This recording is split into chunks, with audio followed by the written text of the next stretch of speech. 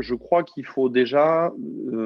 considérer que c'est une affaire de cas particulier en fonction des différentes zones géographiques en France.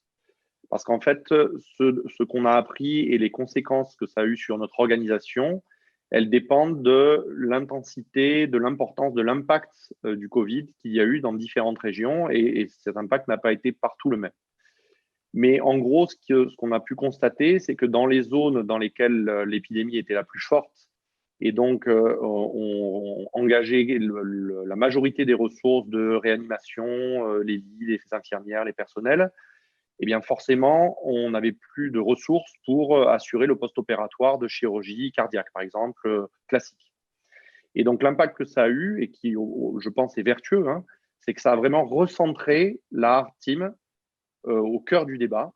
et dans tous les centres, encore une fois, et c'est une histoire de cas particulier en fonction de ce que j'ai expliqué, eh bien, c'est la Heart Team en fonction du niveau d'intensité du Covid local, de l'impact que ça avait sur les capacités d'accueil en réanimation. Eh bien, la Heart Team a décidé de réorienter un certain nombre de patients qui étaient potentiellement opérables ou qui auraient dû être opérés vers des techniques percutanées comme le TAVI en particulier pour la pathologie valvulaire aortique, parce qu'il n'y avait pas de séjour post-opératoire en réanimation, un séjour post-opératoire plus court, une sortie à domicile beaucoup plus courte et moins de mobilisation de ressources. Bien sûr, donc ça a un petit peu modifié l'équilibre entre la chirurgie et les techniques interventionnelles dans le structurel par rapport à la pratique habituelle.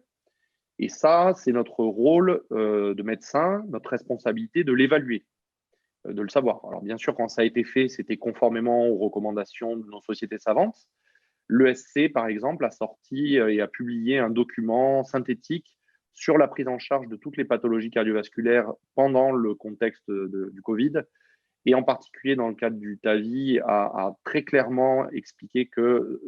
la stratégie dont je viens de parler était une stratégie tout à fait acceptable. Mais maintenant, il nous faut bien sûr évaluer tout ça. Et la chance qu'on a en France, c'est que, par exemple, dans la pathologie valvulaire aortique, avec le TAVI, tous les patients traités sont rentrés dans un registre national, France TAVI. Et grâce au travail de Martine Gillard, qui a beaucoup œuvré pour ça, ce registre France TAVI est désormais relié aux bases de données du système de santé national, PMSI, SNIRAM. Et donc, on saura exactement quelle va être l'évolution de manière quasi exhaustive de ces patients.